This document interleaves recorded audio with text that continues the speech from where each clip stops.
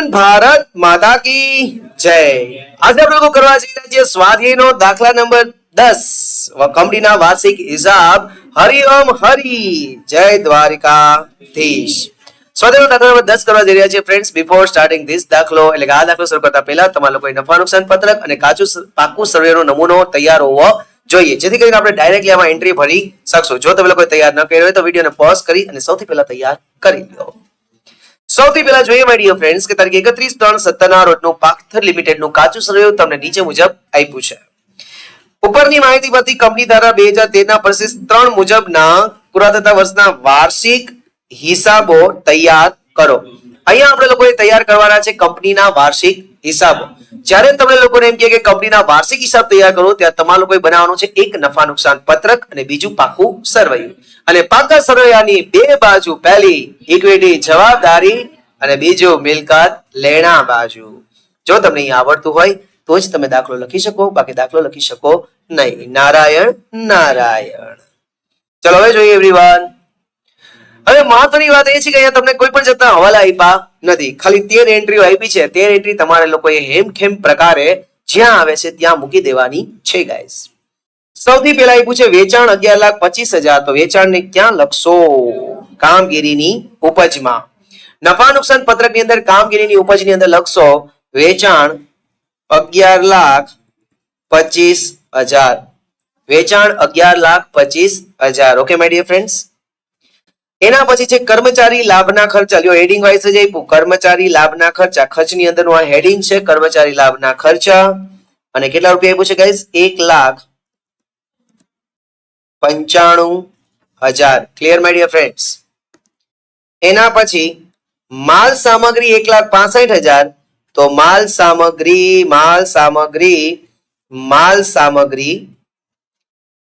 સામગ્રી ચાલુ મિલકતની અંદર બી આપ્યું છે માલ સામગ્રી, એમાં લખો ગાઈસ 1,65,000। જય દ્વારિકાધીશ। આવડું માય ડિયર ફ્રેન્ડ્સ। એના પછી છે નાણાકીય પડતર 26,250। નાણાકીય પડતર એટલે કે નાણાકીય ખર્ચાઓ। ખર્ચાની અંદર તમને જુઓ નાણાકીય ખર્ચા ડી આપ્યું છે, એમાં લખી નાખો નાણાકીય પડતર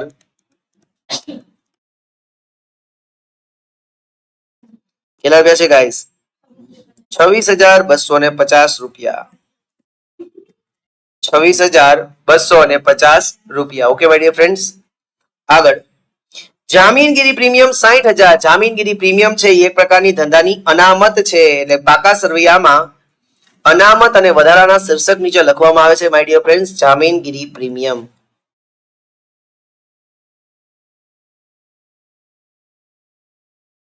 કેટલા રૂપિયા છે? 60,000। મારો લાઈન ડ્રો હતી દેખાઈ ગઈ છે। એના પછી કાયમી મિલકતો તમે દ્રશ્ય આપી છે 12 લાખ રૂપિયાની, તો કાયમી મિલકતો અને એમાં જે દ્રશ્ય મિલકત છે એમાં તમારે લોકોએ લખવાનું છે ગાઈસ 12 લાખ। કાયમી મિલકતો દ્રશ્ય કેટલા રૂપિયા ફ્રેન્ડ્સ? 12 લાખ। એના પછી વેપારી દેવા છે 90,000, તો વેપારી દેવા પણ હેડિંગમાં જ આપ્યું છે। ચાલુ જવાબદારીની અંદર લખો વેપારી દેવા કેટલા રૂપિયા છે ગાઈસ? 90,000। વેપારી દેવા 90,000। Clear my dear friends. આગળની વાત કરીએ ઇક્વિટી શેર મૂડી છે 7,50,000, તો ઇક્વિટી શેર મૂડી ક્યાં લખાય? શેર મૂડીમાં। ઇક્વિટી જવાબદારી બાજુ શેર મૂડી આપ્યું છે, એની અંદરમાં લખો ફ્રેન્ડ્સ ઇક્વિટી શેર મૂડી કેટલા રૂપિયા છે? 7,50,000। આવડું બધાને ફ્રેન્ડ્સ। એના પછી છે વેપારી લેણા 60,000, તો વેપારી પાસે રૂપિયા લેવાના હોય તો આપણું લેણું કહેવાય। લેણું પાકા શ્રેયામાં મિલકત લેણા બાજુ ચાલુ મિલકતના હેડિંગ નીચે આવે છે સી ટોપિક વેપારી લેણા, અને કેટલા રૂપિયા છે ગાઈસ? 60,000। વેપારી લેણા 60,000। Okay my dear friends. એના પછી અન્ય ઉપજ છે 30,000 રૂપિયાની। અન્ય ઉપજ એટલે કે અન્ય આવક। અન્ય આવક લખશું આપણે નફા નુકસાન ખાતાની અંદર। અન્ય આવકોમાં અન્ય આવકો કેટલા રૂપિયા છે માય ડિયર ફ્રેન્ડ્સ? 30,000. આટલું ક્લિયર બધાને એવરીવન? આગળની વાત, લાંબા ગાળાના ઉછીના લીધેલા નાણાં 5,25,000. તો લાંબા ગાળાના ઉછીના લીધેલા નાણાં ધંધાનું દેવું કેવાશે ગાઈસ? ને ઈ ઓલરેડી આપણને હેડિંગ વાઇઝ જ આપ્યું છે, તો ઉપાધિ છે ને એવો દાખલો પૂછાશે તો મજા આવશે ને. ઓલરેડી આ પૂછાઈ ગયેલો દાખલો છે ગાઈસ. 5,25,000. તમારે બધાએ આવા આપણા જે રિવિઝનલ વિડિયો લેક્ચર છે એ ઘરે જઈને ઓછા ઓછા 2-5 દોસ્તારોને શેર કરવાના છે, બરોબર? તો એ લોકો આપણે શેર કરશું તો 2-4 લોકો કંઈક જોયે તો કોકવાર પાસ થઈ જાય અને કોકવાર બધાને રિવિઝન પણ થઈ જાય, બરોબર છે? રોકડ અને બેંક સિલક છે 90,000 રૂપિયા. તો રોકડ અને બેંક સિલક ધંધાની શું કહેવાય? મિલકત. ચાલુ મિલકત છે એટલે રોકડ અને રોકડ સમકક્ષ ની અંદર લખશું રોકડ અને બેંક સિલક. રોકડ અને બેંક સિલક કેટલા રૂપિયા છે માય ડિયર ફ્રેન્ડ્સ? 90,000 રૂપિયા. રોકડ અને બેંક સિલક કેટલા રૂપિયા છે ફ્રેન્ડ્સ? 90,000. એના પછી ઘસારો છે 33,750 રૂપિયાનો. તો ઘસારો ધંધાનો ખર્ચ છે એટલે આપણે લોકો હંમેશા ક્યાં લખીએ છીએ? નફા નુકસાન ખાતાની અંદર ઘસારો ઓલરેડી રેકોર્ડેડ છે, અહીંયા લખશું 33,750 રૂપિયા. ઘસારાના લખશું 33,750 રૂપિયા. Clear my dear friends? એના પછી છે વેચેલ માલની પડતર 6 લાખ. તો વેચેલ માલની પડતર ખર્ચની અંદર પહેલું જ લખેલું છે. વેચેલ માલની પડતર કેટલા રૂપિયા છે ગાઈસ? 6 લાખ. વેચેલ માલની પડતર પેલા જ આપી છે કેટલી ફ્રેન્ડ્સ? 6 લાખ. એના પછી છે બિન ચાલુ રોકાણો 2,10,000. તો એ પણ હેડિંગમાં છે. બિન ચાલુ રોકાણો આપણી મિલકત કહેવાય, એટલે મિલકત લેણા બાજુ બિન ચાલુ રોકાણો બી છે. કેટલા રૂપિયા? 2,10,000. આથી વિશેષ આ લોકોએ કોઈ પણ જાતની વિગત આપણને દાખલામાં આપી નથી, બસ આટલું જ આપ્યું છે અને આના 11 માર્ક્સ છે ગાઈસ. જીપી ચલો ટોટલ કરતા જઈએ. સૌથી પહેલા આપણે શું બંધ કરવાનું થશે? નફા નુકસાન પત્રક. ચલો બંધ કરીએ નફા નુકસાન પત્રક. પેલા આવકનો સરવાળો કરો તો કુલ આવક થાય છે 11,55,000. Clear my dear friends? પછી 6 લાખ, 1,95,000, 26,250, 33,750. કુલ ખર્ચાઓ કેટલા થાય છે? 8,55,000. આવક વેરા પહેલાનો નફો કેટલો થશે? તો કે 11,55,000 માઇનસ 8,55,000 એટલે કે કુલ આવક માઇનસ કુલ ખર્ચ એટલે આવક વેરા પહેલાનો નફો આવશે ફ્રેન્ડ્સ 3 લાખ રૂપિયા. અહીંયા આપણને કરવેરાની જોગવાઈ વિશે કોઈ પણ માહિતી નથી, તો ડોટ ડાઈવ થઈને કરવેરાની જોગવાઈ ગણવાની નથી માય ડિયર ફ્રેન્ડ્સ. એટલે આવક વેરા બાદનો ચોખ્ખો નફો પણ કેટલો થશે માય ડિયર ફ્રેન્ડ્સ? 3 લાખ રૂપિયા. Now okay with this that is to say જય દ્વારિકાધીશ. આવડું?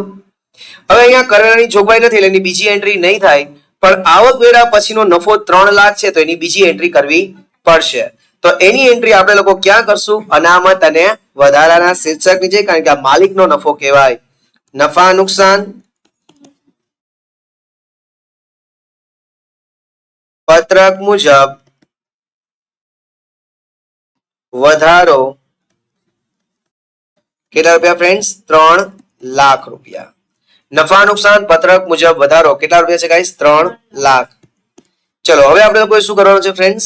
બધાનો સરવાળો કરીએ. આનો હેડિંગનો શેર હોલ્ડરના ભંડોળનો ટોટલ કેટલો થાય? 11,10,000.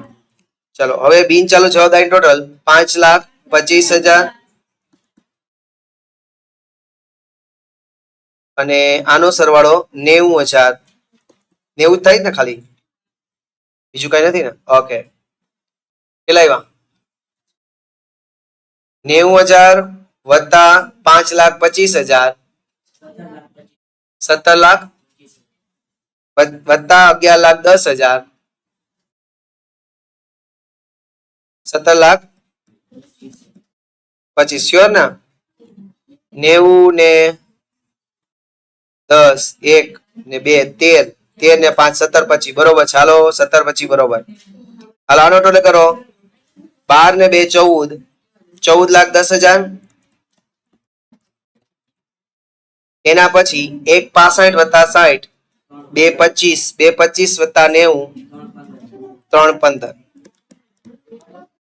3 15 વત્તા 14 10, 17 25. કોમર્સના સ્ટુડન્ટ્સનો એકમાત્ર ધ્યેય એવો જોઈએ કે વાર્ષિક હિસાબની અંદર પાકા સરવૈયાનો સરવાળો સરખો હોવો જોઈએ તો દાખલો સાચી, અધરવાઇઝ દાખલો ખોટો. ચલો નેક્સ્ટ દાખલો કરશું એ પહેલા તમારી પાસે નફા નુકસાન પત્રક અને પાકું સરવૈયું તૈયાર કરેલું હોવું જોઈએ. તો આવતા વિડિયો લેક્ચર એટલે કે આવતીકાલે આપણે લોકો એ દાખલો કરશું. ત્યાં સુધી રજા આપો મને ગાઈસ. જય હિન્દ, જય ભારત, જય દ્વારકાધીશ.